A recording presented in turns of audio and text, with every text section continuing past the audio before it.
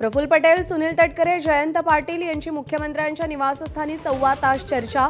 दोन्ही राष्ट्रवादींचं विलीनीकरण आणि पवार गटाच्या एनडीएमध्ये सहभागी होण्याची चर्चा रंगली।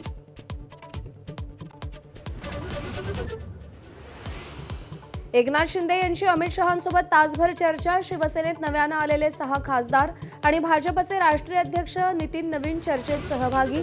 मतदारसंघांच्या विकास कामावर भेटल्याचा शिंदेंचा खुलासा।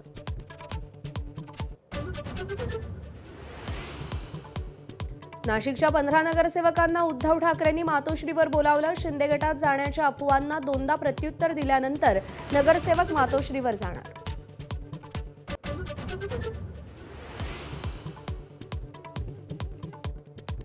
शेतकऱ्यांना कर्जमाफी दिल्याबद्दल मुख्यमंत्र्यांचा आज मुंबईमध्ये सत्कार। कर्जमाफीची अंमलबजावणीही झाली नाही, पण भाजपला गौरवाची घाई। प्रदेशाध्यक्ष रवींद्र चव्हाण उपस्थित राहणार।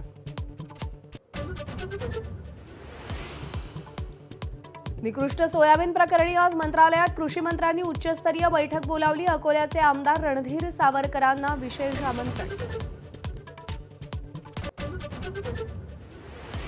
श्रीरामपूर शहरात व्यापाऱ्याच्या हत्येच्या निषेधार्थ आज सलग 4थ्या दिवशी बंद पाळणार। गुन्हेगारांना मकोका लावण्याचा व्यापाऱ्यांचा आग्रह। आज सर्वपक्षीय मोर्चा काढून दबाव वाढवणार। समृद्धी महामार्गावर प्रवासादरम्यान पतीकडून पत्नीची गळा दाबून हत्या। उत्तर प्रदेशातला सलमान खान मृतदेह कारमध्ये ठेवून 70 किलोमीटर प्रवास करत होता। पोलिसांना शरण, सोबत 3 लहान मुलं।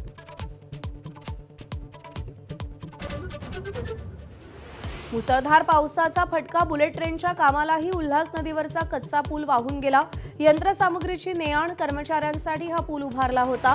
मुख्य पुलाचं काम रखडण्याची शक्यता।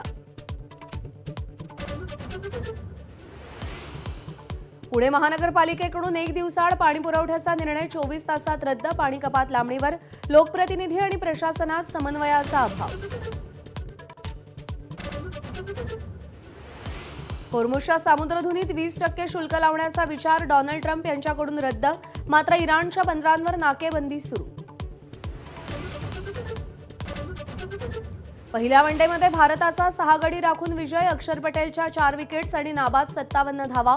कॅप्टन शुभमन गिलनं ठोकल्या 80 धावा। रोहित, विराट मात्र अपयशी। फुटबॉल वर्ल्ड कपमध्ये 16 वर्षांनंतर स्पेनची अंतिम फेरीत धडक। सेमीफायनलमध्ये फ्रान्सला 2-0 ने हरवलं। एम्बापेची जादू चाललीच नाही।